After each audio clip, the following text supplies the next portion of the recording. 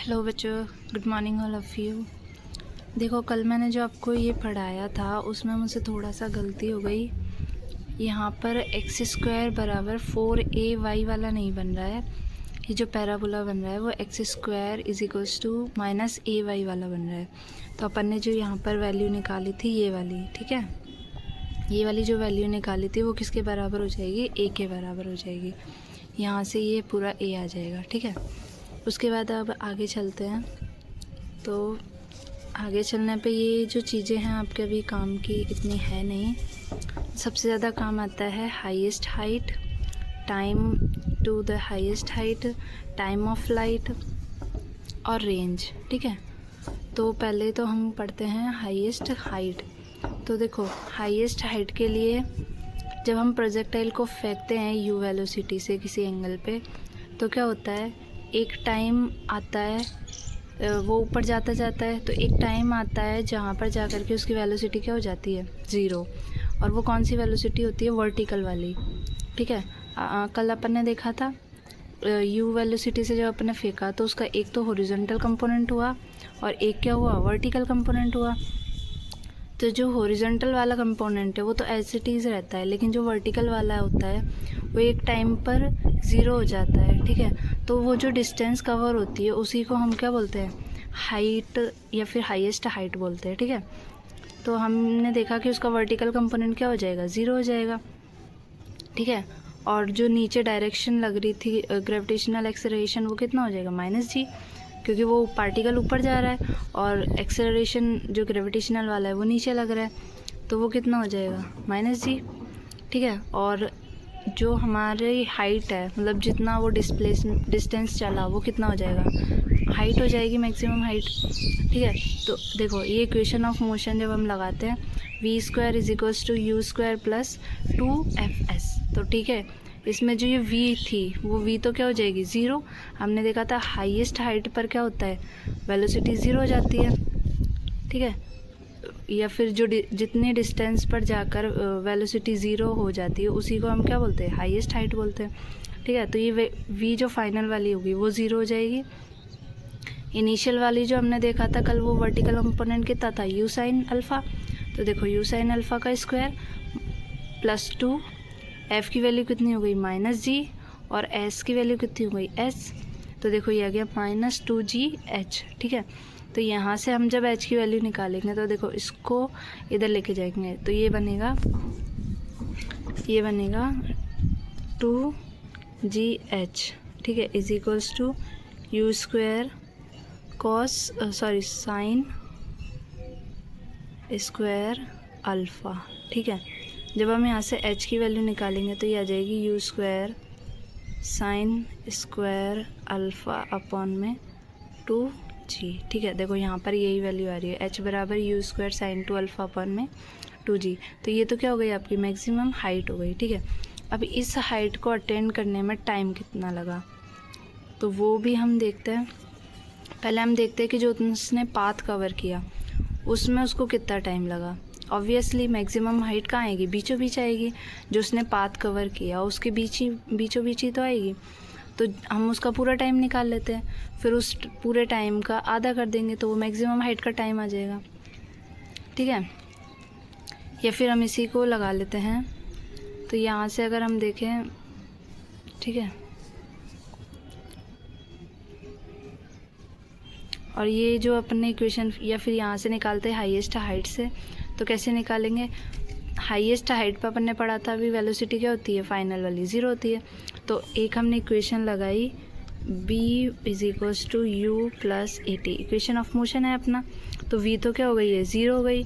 u अपन ने पढ़ा था u साइन अल्फ़ा है, और a कितना हो गया? माइनस का g। तो देखो यहाँ पर ज़ीरो फाइनल वेलोसिटी, इनिशियल कितनी थी? u sine alpha, plus a कितना हो गया? -g into T.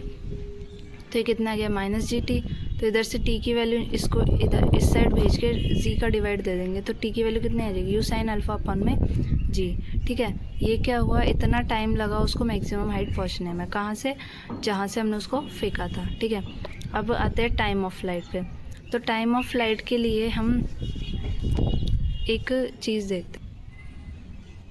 तो हम टाइम ऑफ फ्लाइट के लिए देखते हैं कि हमने जैसे मानो यहाँ से किसी प्रोजेक्ट को फेंका, तो ये यहाँ से लेकर के और यहाँ आके गिरा सपोज, ठीक है। तो यहाँ से लेके यहाँ तक आने में जो उसको टाइम लगा, उसी को हम क्या कहते हैं, टाइम ऑफ फ्लाइट कहते हैं, ठीक है। तो टाइम ऑफ फ्लाइट के लिए अब देखो हम लगाते हैं एस बराबर you t plus half A T square, equation of motion है अपनी, ठीक है।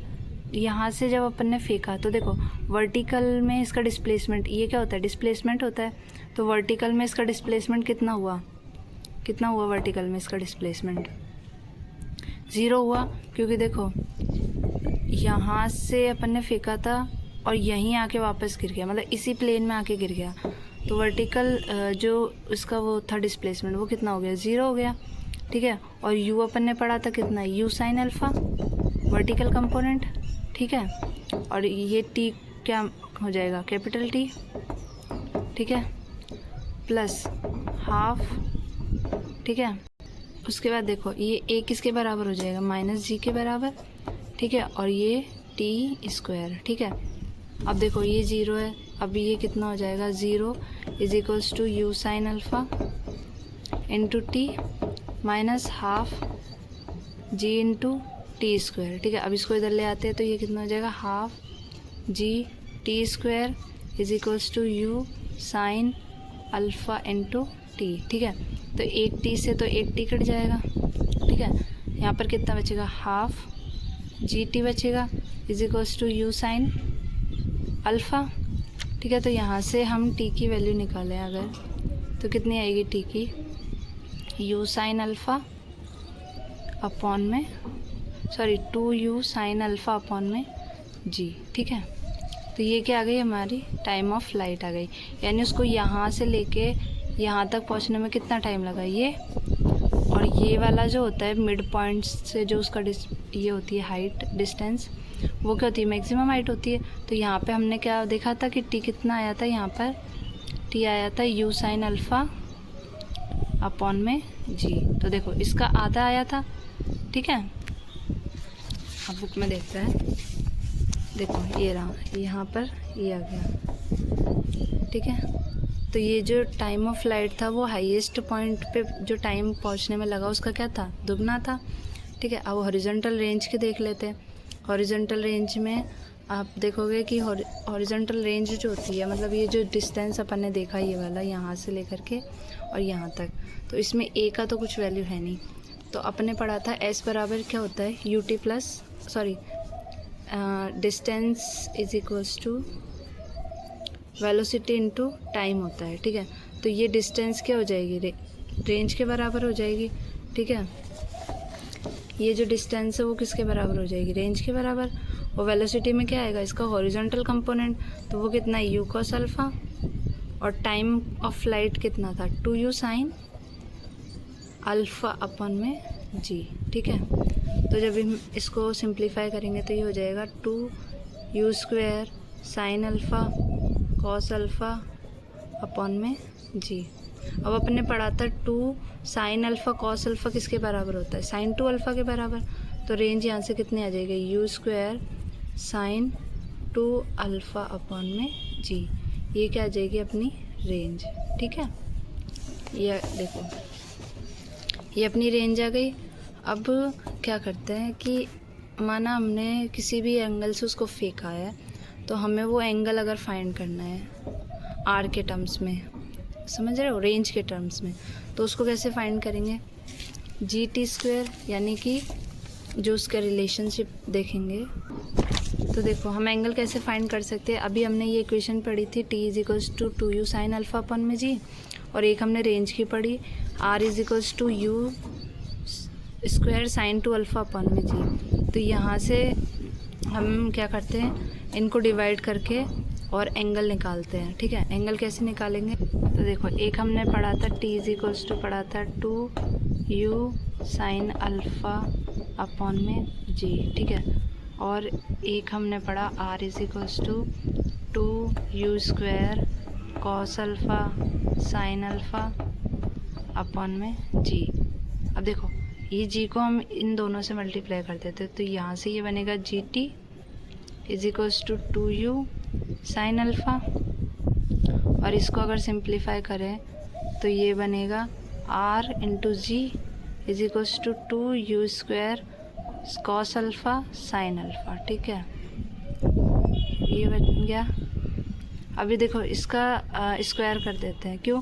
क्योंकि अगर हम इसको डिवाइड करेंगे तो देखो साइन अल्फ़ा से साइन अल्फ़ा कट जाएगा और फिर किसी और के टर्म्स में एंगल आ जाएगा। हम क्या करते हैं, टेन के टर्म्स में निकालते हैं तो वो आसान पड़ेगा। ठीक है, तो हम इसका स्क्वायर करेंगे तो ये हो जाएगा g square T square is equals to 4u square sine square alpha. ठीक है, साइन स्क्वायर अल्फ़ा। अब देखो इस वाली जो इक्वेशन है, ये इक्वेशन 1 और ये इक्वेशन 2, इन दोनों का हम क्या कर देते हैं, इन दोनों का आपस में डिवाइड दे देते हैं। तो ये डिवाइड दिया हम लोगों ने, g square T square upon में r into g is equals to 4u square sine square alpha upon में 2u स्क्वायर कॉस अल्फ़ा और साइन अल्फ़ा। ठीक है, अब देखो एक साइन अल्फ़ा से एक साइन अल्फ़ा कट जाएगा तो कितना बचेगा, एक साइन अल्फ़ा। ठीक है, 2 से ये 4 कट गया 2 टाइम्स, और u स्क्वायर से u स्क्वायर कैंसिल आउट हो गया। यहाँ देखो क्या कट रहा है, g से g स्क्वायर। ठीक है, एक g बच गया, तो यहाँ से ये क्या बचा, इधर बचा जी टी स्क्वायर। ठीक है, इधर बचा जी टी स्क्वायर और इधर अपॉन में r। ठीक है, और इधर क्या बचा, 2 साइन अल्फ़ा अपॉन में कॉस अल्फ़ा, तो 2 साइन अल्फ़ा अपॉन में कॉस अल्फ़ा। अब अपन जानते हैं साइन बाय कॉस क्या होता है, टेन होता है, तो ये क्या हो जाएगा 2 टेन अल्फ़ा। ठीक है, अब यहाँ से अगर हम टेन अल्फ़ा की वैल्यू निकालें तो टेन अल्फ़ा कितना आ जाएगा, जी टी स्क्वायर अपॉन में 2r। ठीक है, तो देखो हम अल्फ़ा लेने के लिए टेन इन्वर्स का यूज़ कर लेते हैं, तो tan inverse of tan alpha. ठीक है, is equals to tan inverse of g t square upon में 2r। तो देखो tan inverse into tan alpha कितना होता है, अल्फ़ा होता है, तो यहाँ से अल्फ़ा की वैल्यू कितनी आ गई, ten inverse of g t square by 2r आ गई। ठीक है, देखो ऐसे ही यहाँ पर आया था, ये देखो ये अल्फ़ा आ गया। अब हम फाइंड करते हैं कि कभी तो मैक्सिमम रेंज रही होगी, जैसे हमको बहुत दूर तक फेंकना है, जैसे हम चाहें कि जो हमें रेंज मिले या हमने जिस ऑब्जेक्ट को फेंका है वो बहुत दूर तक जाए, तो कितना दूर तक वो जा सकता है। ठीक है, और कितने एंगल पे हम फेंके कि वो मैक्सिमम डिस्टेंस कवर करे, मतलब जितना दूर जा सकता है उतना दूर जाए। तो उसके लिए क्या करेंगे कि देखो जो हमने ये निकाला था r use is equals to u square sine 2 alpha upon में जी, तो ये मैक्सिमम कब होएगी रेंज, जब साइन 2 अल्फ़ा की वैल्यू क्या हो जाए 1। तो साइन 2 अल्फ़ा की वैल्यू 1 कब होगी, देखो रेंज जो है अपन ने निकाली थी you square sine 2 alpha upon में जी। ठीक है, तो ये रेंज जो है मैक्सिमम कब होगी, जब इसकी वैल्यू क्या हो जाए 1 के इक्वल हो जाए। तो साइन 2 अल्फ़ा की वैल्यू 1 के इक्वल करते हैं, और 1 किसके इक्वल होता है, साइन की किस वैल्यू के, साइन 90। ठीक है, तो यहाँ से हम जब निकालेंगे तो 2 अल्फ़ा, साइन से साइन कैंसिल आउट हो गया, तो 2 अल्फ़ा इज इक्वल्स टू कितना आ जाएगा 90, तो अल्फ़ा इज इक्वल्स टू कितना आ जाएगा 45 डिग्री। यानी कि अगर हम 45 डिग्री पर फेंकें तो हमें क्या मिलेगी, मैक्सिमम रेंज मिलेगी। ओके, देखिए ये हमने π/4 लिया, π/4 का मतलब होता है 45 डिग्री। ठीक है, तो अगर हम एंगल को π/4 या 45 डिग्री लेते हैं तो हमें रेंज क्या मिलेगी, मैक्सिमम मिलेगी, और वो कितनी मिलेगी, u स्क्वायर बाय 2g। ठीक है, और जो टाइम ऑफ फ्लाइट होगा मैक्सिमम हॉरिजॉन्टल रेंज के लिए वो कितना आएगा, u √2 बाय जी। यहाँ से देखो टाइम ऑफ फ्लाइट कितना होएगा हॉरिजॉन्टल रेंज के लिए, अपने पढ़ा था 2u साइन अल्फ़ा होता है अपन में जी। अब साइन अल्फ़ा कितना हो गया 45, अल्फ़ा कितना हो गया 45, तो साइन अल्फ़ा की वैल्यू मतलब साइन 45 की वैल्यू कितनी होती है, √1/√2, तो 2u अपन 1/√2 बाय जी।